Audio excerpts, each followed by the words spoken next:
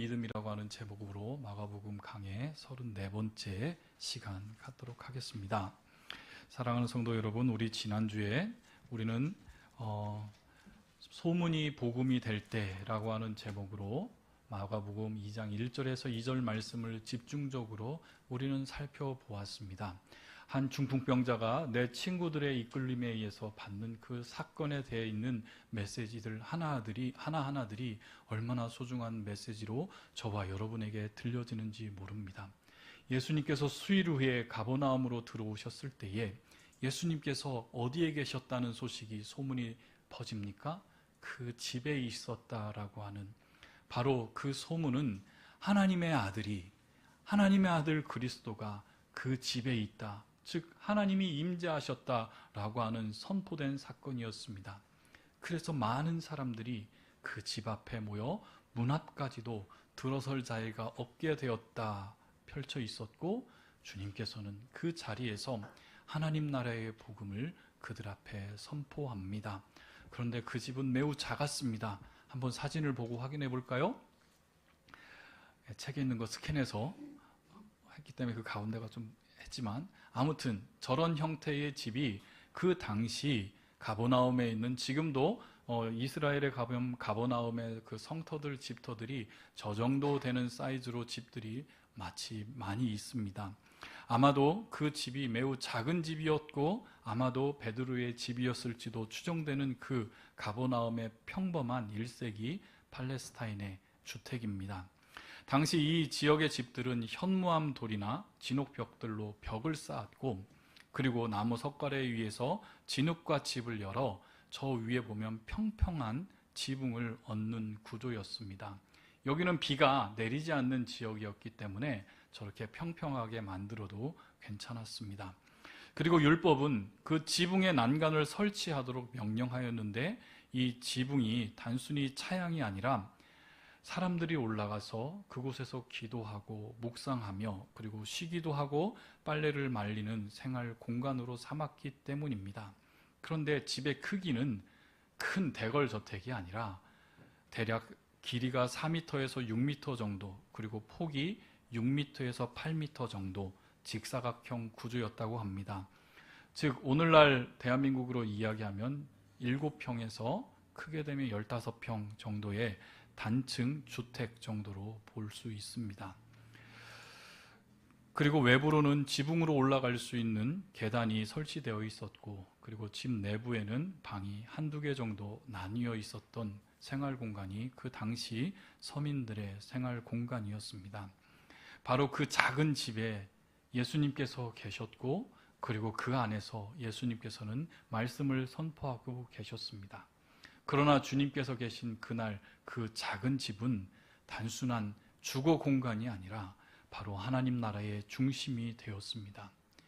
바로 무엇이었죠? 말씀이 머무는 곳, 그것이 바로 교회의 원형이었음을 저희들은 배웠습니다.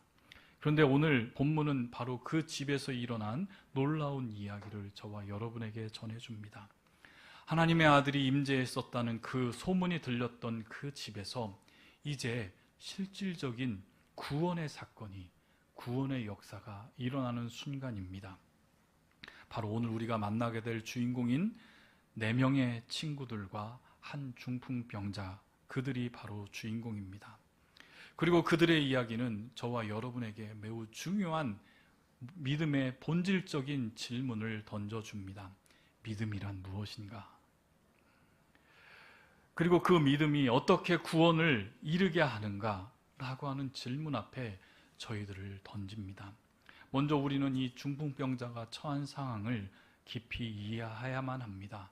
헬라어로 이 중풍병자 파랄리티코스라고 하는 것은 영어 패럴라이즈의 원어 어근이 되기도 합니다. 이 중풍병자라고 했을 때에 여러분 중풍병자가 누구인지 아십니까?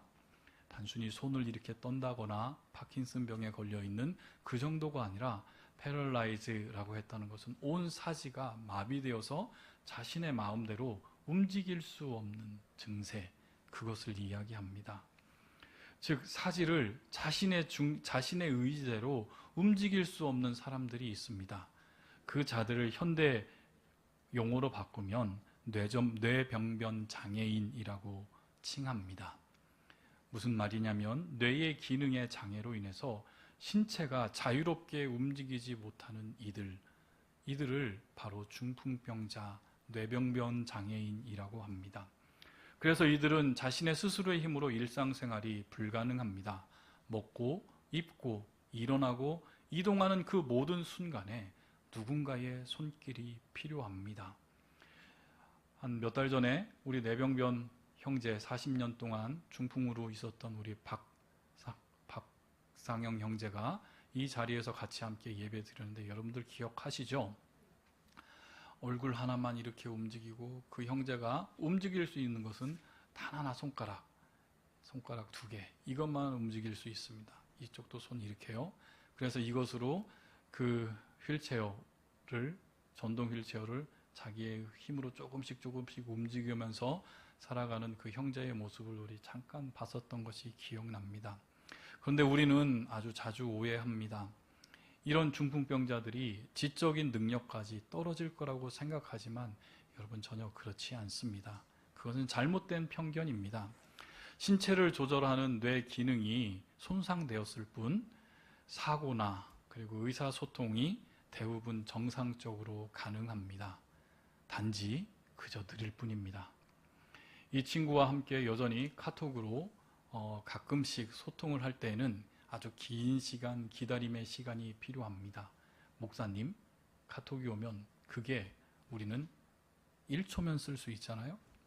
이 친구는 한 글자 한 글자 그 큰 화면을 만들어 놓고 움직이지 않는 손으로 꾹꾹 눌러가며 수십 초가 지나는 그 세월로 목사님을 치는 것을 제가 알기에 이 친구에게 연락이 오면 얼마나 귀하게 또 연락하며 받는지 모릅니다. 그러나 이 친구가 살아가는 이 대한민국의 현실은 녹록하지 않습니다. 그런데 그곳을 1세기 고대 근동이었던 유대 지역, 팔레스타인 지역으로 옮겨보면 이 중풍병자가 단순히 몸이 불편한 사람으로 사는 것은 아니었습니다.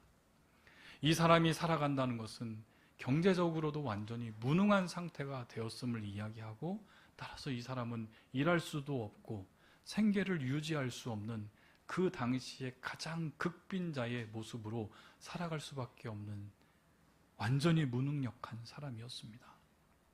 뿐만 아니라 사회적으로는 격리된 상태에서 살아야만 했으며 그리고 그가 속해 있었던 가정과 사회와 공동체의 일원으로 참여할 수 없었고 무엇보다 가장 그 사람에게 좌절스러운 지점은 무엇이었겠습니까?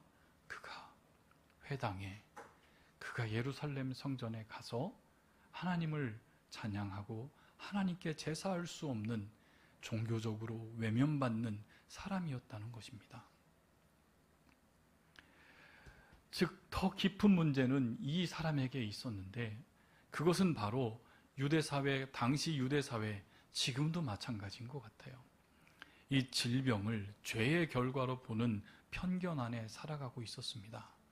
요한복음 9장에 보면 한 시각장애인이 나면서부터 난 그 시각장애인을 보며 제자들이 이 사람이 이렇게 나면서부터 시각장애인이 된 것은 누구의 죄입니까? 이 사람의 죄입니까? 이 사람의 부모들의 죄입니까? 라고 서슴없이 예수님께 물어보았던 그 당시의 관점에서 본다면 이 중풍병자를 바라보는 수많은 사람들의 편견 안에는 이 자가 분명히 이 자의 부모이든 이 자이든 하나님께 벌을 받은 죄인이고 하나님으로부터 저주받았기에 이가 이런 중풍병자의 뇌병변 장애인으로 살아가고 있구나 라고 하는 시선을 그는 견뎌야만 했습니다.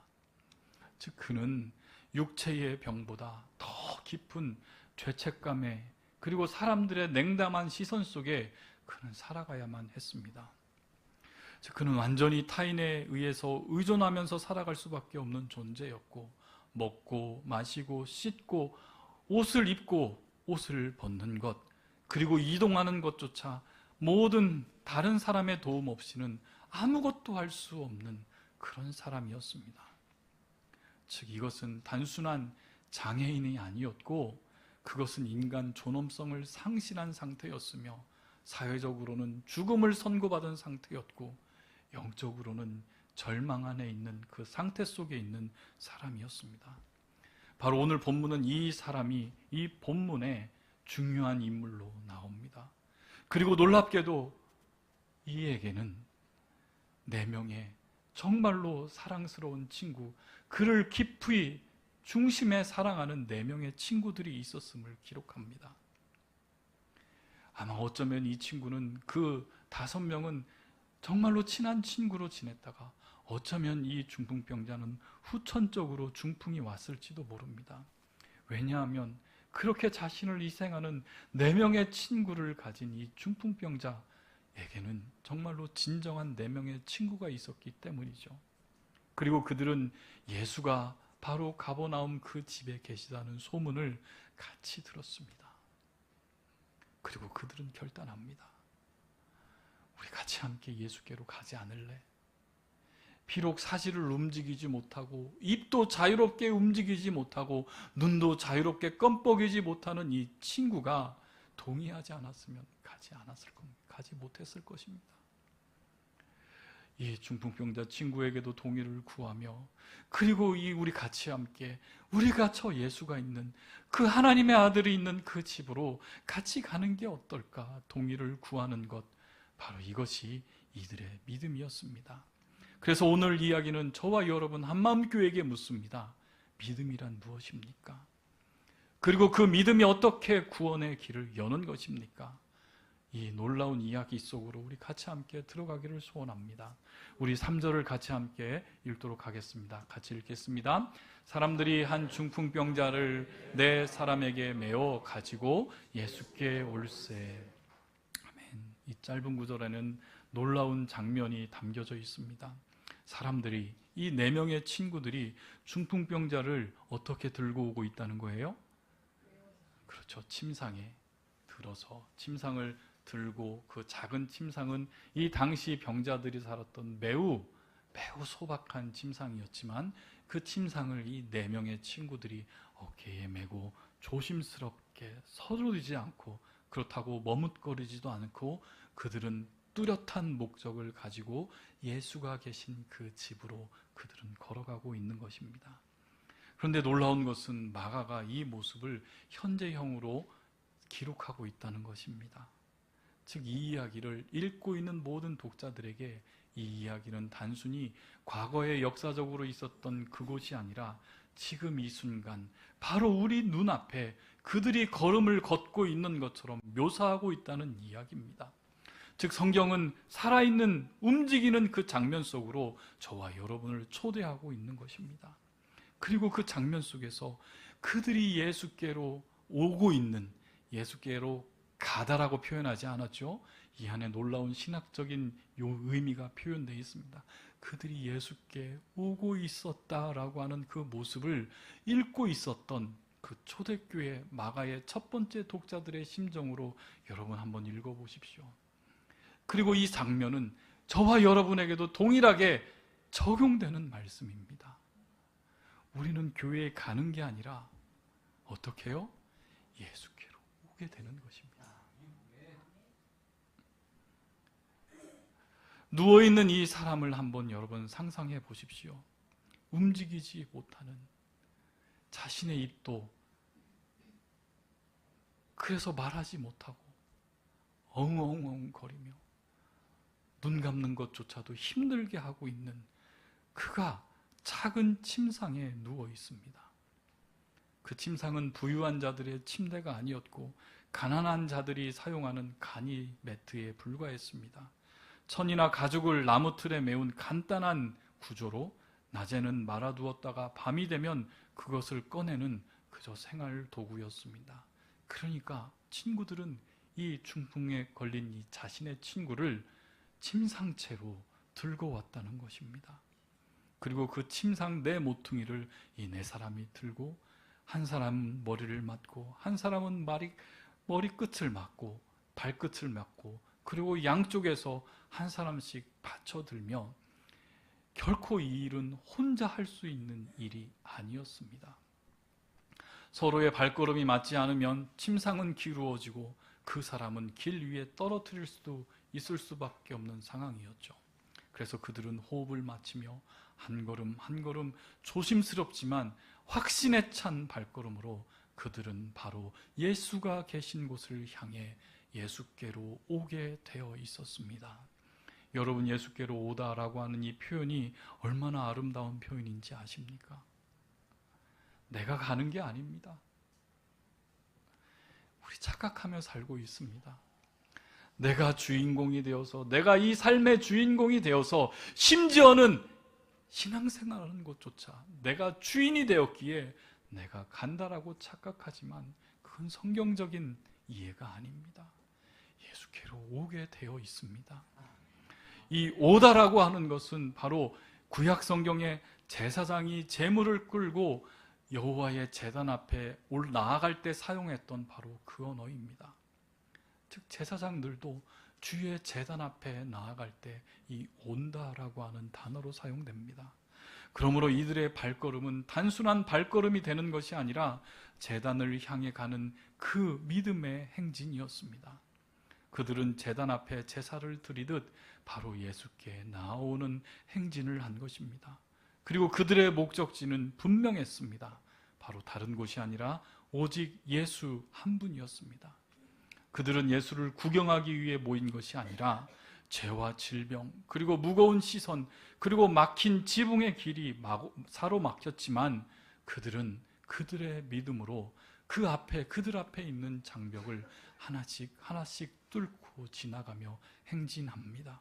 왜냐하면 그들의 손에 들려져 있는 것은 제물의 피가 아니라 바로 상처받은 친구의 몸이었습니다. 그들이 제단에 들여올린 것은 짐승이 아니라 바로 사람의 생명, 곧 사랑이었습니다. 그들의 믿음은 단순한 치유의 가능성뿐만이 아니라 오직 고칠 수 있다는 절대적인 믿음 안에 그들은 예수께로 올 수밖에 없는 자들이 되었습니다. 그리하여 그들은 제단을 향해 걸어가는 제사장처럼 예수 앞에 그의 소중한 친구, 말도 못하고 발버둥 치지도 못하고 오직 그들의 도움에 살 수밖에 없는 이 중풍병에 걸린 이 친구를 예수님 앞에 내려놓습니다. 4절 앞부분을 우리 같이 함께 읽겠습니다. 무리 때문에 예수께 데려갈 수 없으므로. 참 이 장면에서 우리는 놀라운 역설을 우리는 보게 됩니다. 예수님을 보기 위해 모여든 수많은 무리들이 정작 예수님께 나아가야 할, 정작 예수님이 바라보는 그 한 사람의 길을 막고 있는 역설적인 현실을 우리는 바라봐야만 합니다. 한번 이 장면을 상상해 보십시오.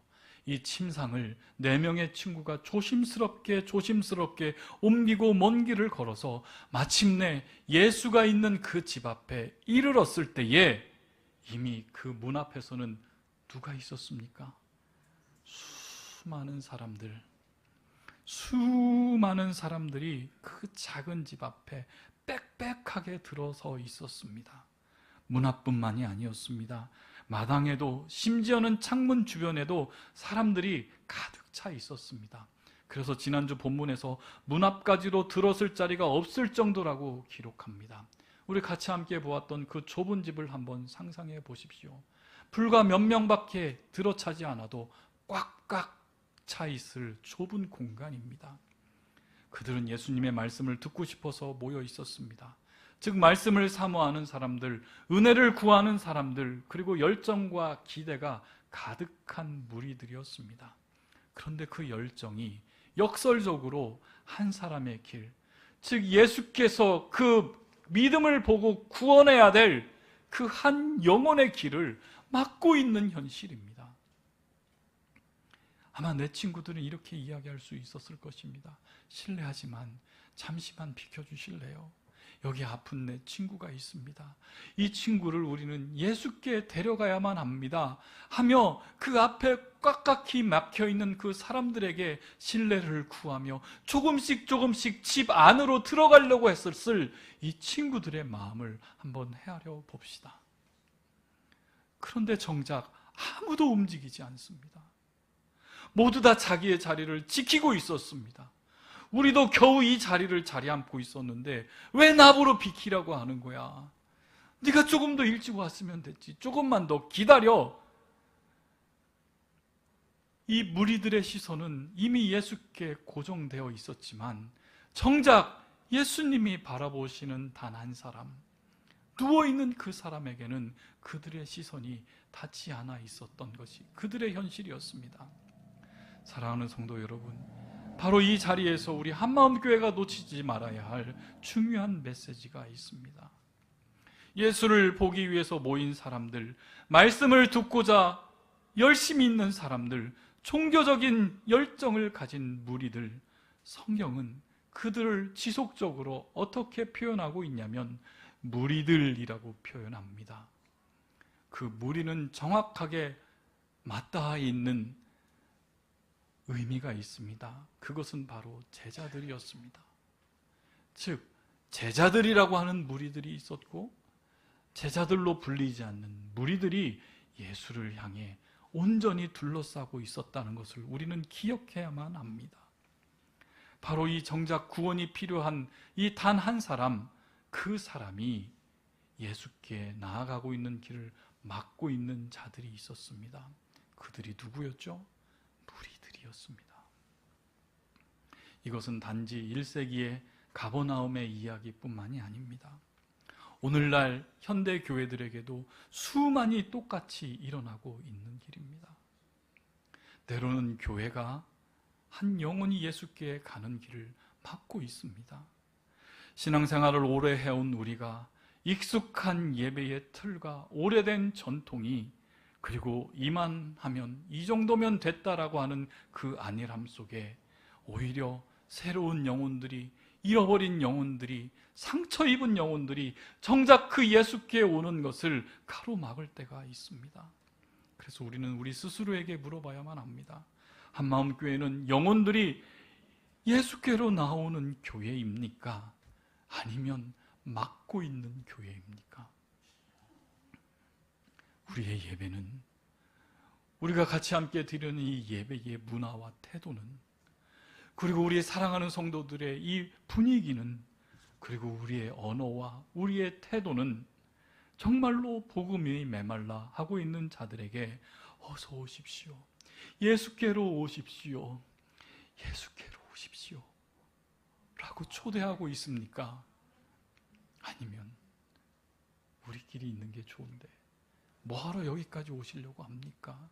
라고 하는 태도를 우리는 보이고 있습니까? 정말로 여긴 우리끼리의 자리입니다 라고 말하고 있는 건 아닌지 주님 앞에 심히 두렵고 떨림이 있습니다.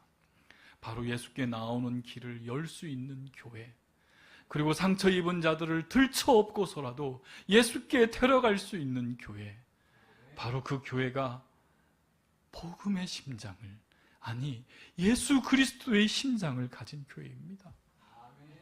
저는 우리 한마음교회가 주 예수 그리스도의 심장을 소유한 교회이기를 소원합니다.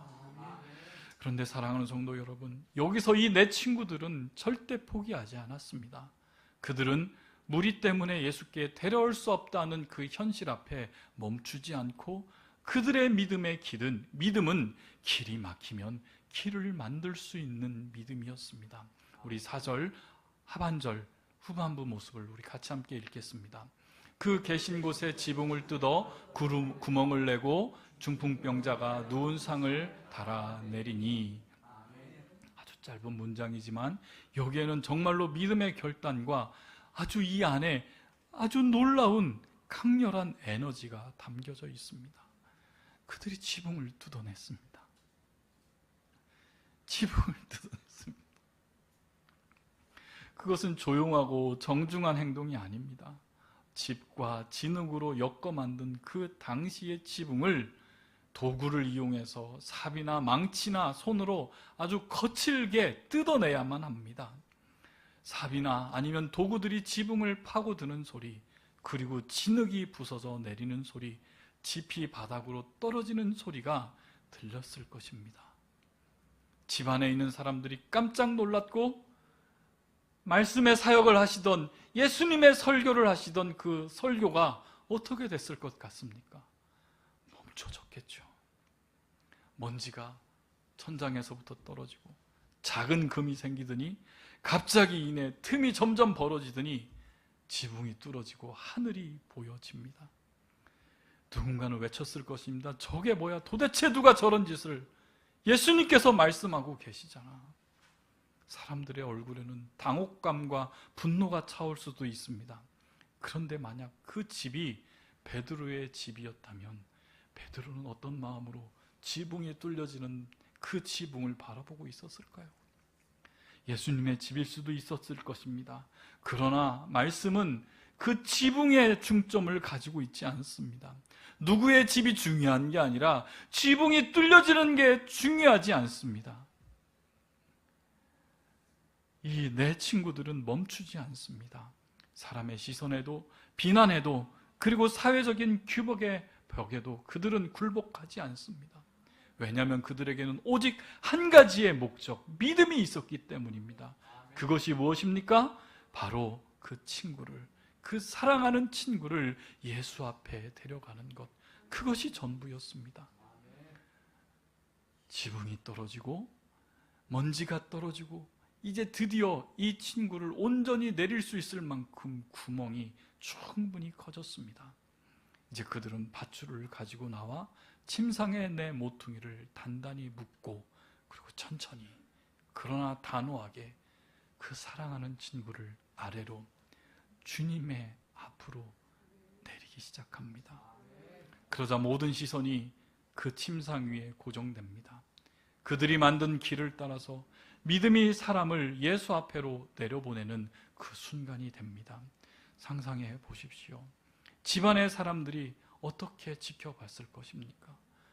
먼지가 떨어지고 지붕이 뜯겨지고 점점점 지붕은 커지며 파란 하늘이 보이는 그곳에서 뜻밖에도 이 중풍병자, 사지를 움직일 수 없는, 말도 제대로 할 수 없는 이 사람이 침상에 묶여서 내려와 마침내 예수님 앞에 바로 놓이게 됐습니다.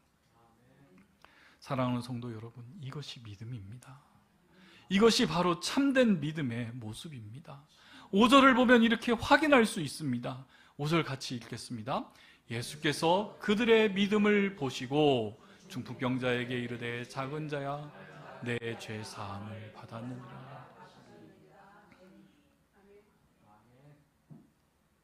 예수님이 무엇을 보고 계셨다고요?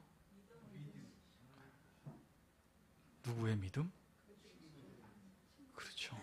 여기서는 친구들의 믿음뿐만이 아니라 이 중풍병자에 걸린 이 사람의 믿음도 포함합니다.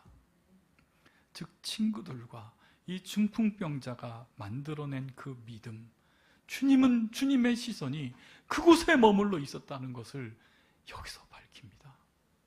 수많은 무리들이 주님을 보고자, 수많은 무리들이 주님의 음성을 듣고자 왔지만 그 자들은 결국 주님이 보고자 하는 이 한 영혼이 가는 그 길을 막아선 장애물 뿐이었고, 오직 예수님의 시선은 당신께서 구원을 베풀어야 할, 당신의 구원이 선포되어야 할 바로 이 한 영혼에 주님의 시선이 보고 있는 것입니다. 물끄러미 그저 바라보신 게 아니라 집중하며 그를 보고 있었습니다. 그 믿음은 서로를 이끌고 돕며 결국 구원의 길을 여는 그들의 연합된 공동체적인 믿음이었습니다. 우리는 여기서 이 예수님께서 주목한 이 믿음의 5가지 특징을 발견할 수 있는데, 그것은 그들의 믿음, 즉 이 한 영혼을 구원시킬 그 믿음 앞에서 그들의 믿음은 단호했습니다.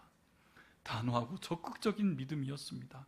전례 없이 세상과 타협하지 않았고, 사회적인 간섭이나 주변의 시선을 넘어서는 믿음이었고, 다른 사람들이 그러면 안 돼, 절대 그러면 안 돼 말할 때에 그들의 믿음은 아니야, 분명히 이것은 필요한 것이야 하며 단호하게 적극적으로 타협하지 않는 믿음이었습니다. 뿐만 아니라 이들의 믿음은 매우 창의적인 믿음이었습니다. 첫 번째 장애물로 막혔을 때에 그들은 새로운 길을 만들어냈고, 그리고 문으로 들어갈 수 없다면 지붕으로 올라갔고, 그리고 그 지붕이 막혀 있었다면 그 지붕을 뚫어보는, 문제 앞에 좌절하지 않고 오직 해결책을 찾아 나가는 믿음이었습니다. 뿐만 아니라 이 믿음은 희생적인 믿음이었습니다. 지붕을 뚫는다는 것은 이 내 친구들은 자신의 재산적인 손해를 감수해야만 하는 것입니다. 세상의 시선이나 비난이나 그 불편함을 견뎌야만 했습니다. 그러나 이 믿음은 그 대가까지도 기꺼이 감수하는 믿음이었고, 이 믿음은 끈기 있는 믿음이었습니다. 첫 번째 장애물에 좌절하지 않고 사람들이 비켜주지 않아도 수고가 크더라도 끝까지 포기하지 않는 끈기 있는 믿음이었습니다. 그리고 마지막으로 살펴볼 수 있는 믿음의 형태는, 이 믿음은 공동체적인 믿음이었다는 것입니다. 이 한 사람, 중풍병자에 걸린 이 사람, 이 혼자가 아무리 주님을 믿는다고 한다 할지라도 어떻게 주님 앞에 나아갈 수 있겠습니까? 마음으로 믿음으로 끝난다고요? 이 한 사람 나 혼자서 믿었다고 끝난다고요? 어떻게 이 믿음이 가능했습니까? 바로 서로 돕고 힘을 맞추어서 만들어낸 바로 공동체의 믿음, 다른 말로 교회의 믿음이 바로 이 서로 돕는 곳에서 믿음이 완성되는 것을 보여줍니다. 사랑하는 성도 여러분, 이 장면에서 우리 교회의 믿음, 바로 우리가 서로 세우고 예수께로 우리 같이 함께 같이 스크럼을 짜고 손에 손을 잡고 나 혼자만 가는 게 아니라 같이 갈 수 있습니다. 같이 가야만 합니다. 당신을 포기할 수 없습니다. 우리 같이 가야만 합니다. 할 수 있는 그 믿음의 공동체가 되기를 소원합니다. 그렇다면 오늘 우리가 뚫어야 될 지붕은 무엇일까요? 세상이 주님께서 바라보시는 그 한 영혼이 오는 것을 막고 있는 그 지붕이 무엇입니까?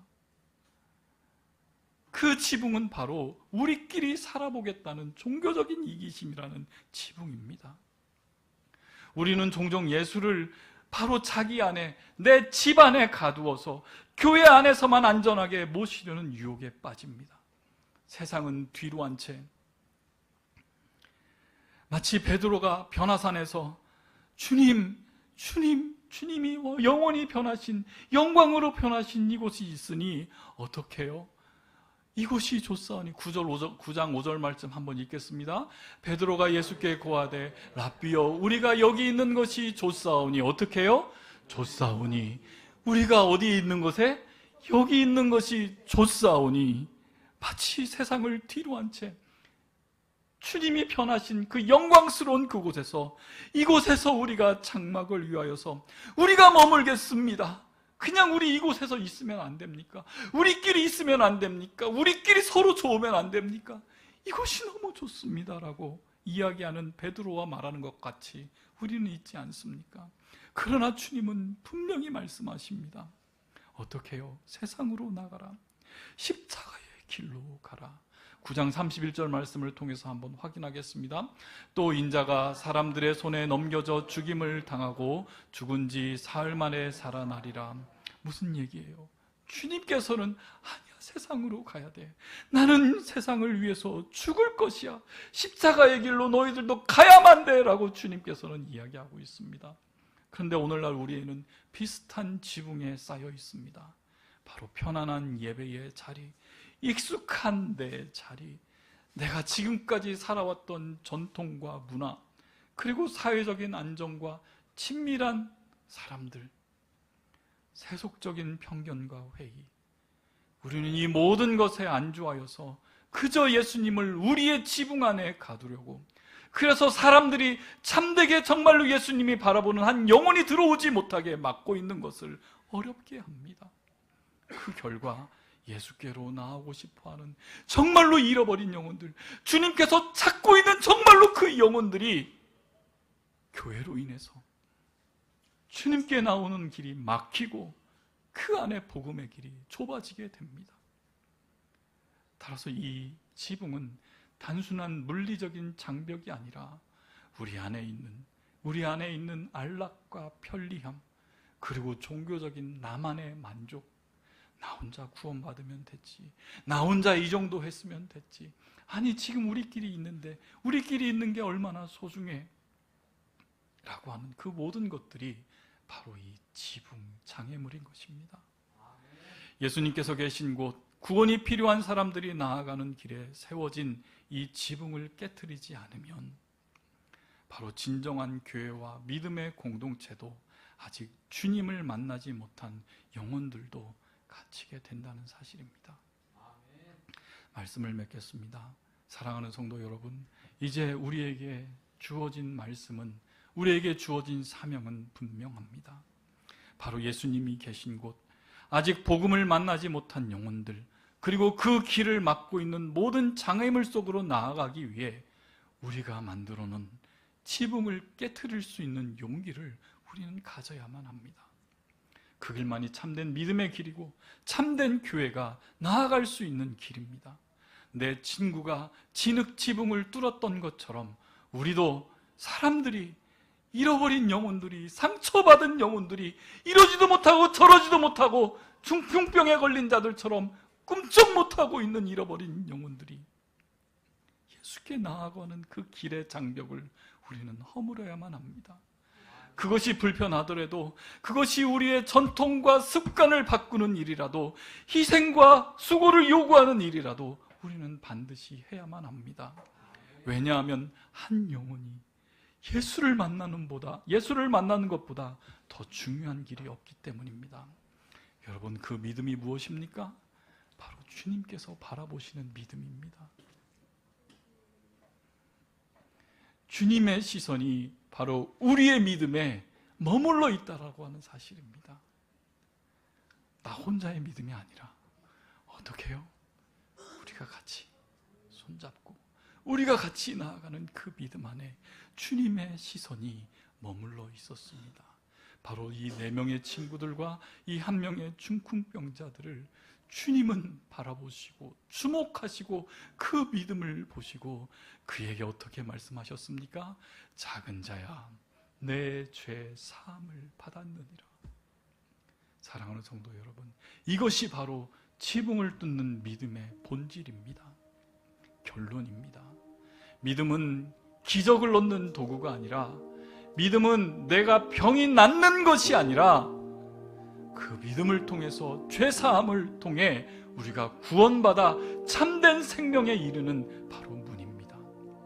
그리고 이 믿음은 혼자서가 아닌 서로 돕고 서로 이끌며 서로 같이 함께 완성할 수 있는 교회라고 하는 이곳의 믿음에서 더욱 빛나게 되어 있습니다. 사랑하는 성도 여러분, 우리 같이 함께 이 말씀 앞에 결단하기를 소원합니다. 예수께 나오려는 모든 영혼을 위해 우리가 스스로 만들어 놓은 수많은 장애물들, 우리가 만들어 놓은 그 지붕을 깨트립시다. 한 영혼을 위해서 주님께 내려놓기 위해 그 한 영이 그 지붕을 뚫고 내려오는 그것을 바라보시는 주님을 바라보며 어떤 지붕이라도 뚫을 수 있는 믿음의 공동체로 세워지기를 주님의 이름으로 축원하며 축복합니다. 우리 같이 함께 말씀을 생각하며 기도하겠습니다. 하나님, 우리에게도 수많은 영혼들 아니라 한 영혼이 주님께 돌아오는 그 영광스러운 장면을 바라보게 하시옵소서. 우리가 가감히 뜯어내야 될 지붕들이 있다면 하나님, 그 지붕을 뜯어내고서라도 주님께서 바라보시는 그 한 영혼, 잃어버린 한 영혼, 이러지도 못하고 저러지도 못하고 움직이지도 못하고 잃어버린 그 영혼을 바라보며 그 영혼이 이 교회와 주님 앞에 참된 구원을 얻을 수 있는 복음의 자리가 될 수 있도록 주여 우리의 믿음을 보아 주시옵소서. 우리 같이 함께 기도하겠습니다.